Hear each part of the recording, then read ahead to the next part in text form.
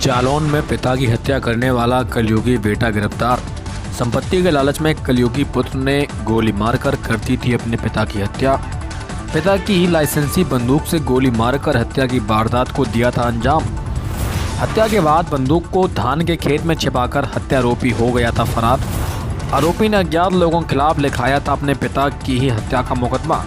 पुलिसिया जांच में बेटा ही निकला अपने पिता का कातिल। आरोपी के पास से छिपाई गई कत्ल में प्रयुक्त बंदूक, एक जिंदा कारतूस और एक खोखा भी पुलिस ने किया बरामद। चुरखी थाना क्षेत्र के ग्राम औता में बीती 29 सितंबर को की गई थी हत्या। पुलिस अधीक्षक जालौन रवि कुमार ने घटना का खुलासा कर किया पर्दाफाश। तो क्या है पूरी खबर, आइए आपको दिखाते हैं उत्तर प्रदेश के जनपद जालौन से हमारे खास संवाददाता देवेश कुमार जी की खास रिपोर्ट। पुत्र के द्वारा पिता की हत्या का एक मामला सामने आया, पुलिस ने खुलासा किया, क्या पूरा मामला? देखिए, जैसा कि आप सभी जानते हैं, ये 29 और 30 सितंबर के रात्रि के में ये घटना हुई थी, जिसमें राजकिशोर दीक्षित जो कि ग्रामौता के रहने वाले थे, उनकी खेतों में डेड बॉडी मिली थी, जिसमें पीठ में गोली के निशान थे। और घटनास्थल का मेरे द्वारा भी निरीक्षण किया गया था और यह खेतों के बीचों बीच में ट्यूबवेल के पास में उनकी एक खाट पड़ी हुई थी, वहीं पे बगल में इनकी डेड बॉडी पड़ी हुई थी।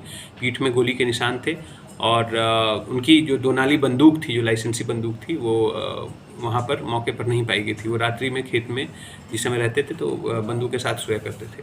क्या वजह थी सामने इस घटना स्थल का निरीक्षण करने के बाद बॉडी का पोस्टमार्टम कराया गया। उसका मुकदमा जो है 30 तारीख को लिखा गया 302 का। और बाद में जब इसमें विवेचना प्रारंभ हुई, अज्ञात के खिलाफ मुकदमा लिखा गया था और सभी इसमें एंगल्स की छानबीन की जा रही थी, विवेचना की जा रही थी। और जब इस घटना का खुलासा हुआ है तो सर्विलांस और एसओजी की टीम ने इस पर काफ़ी अच्छा गुड वर्क किया है। तो ये निकला है कि उनका जो इकलौता लड़का सौरभ दीक्षित ही है, वो और उसके पिता में के मध्य विवाद रहता था।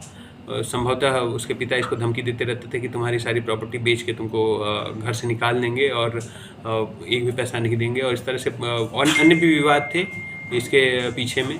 तो इन विवादों से वो परेशान रहता था। इसके पहले इसने शायद एक बार जो है जहर भी खा के सुसाइड करने की कोशिश की थी। उसके बाद में भी इनका विवाद रुका नहीं और लड़ाई झगड़े बढ़ते गए।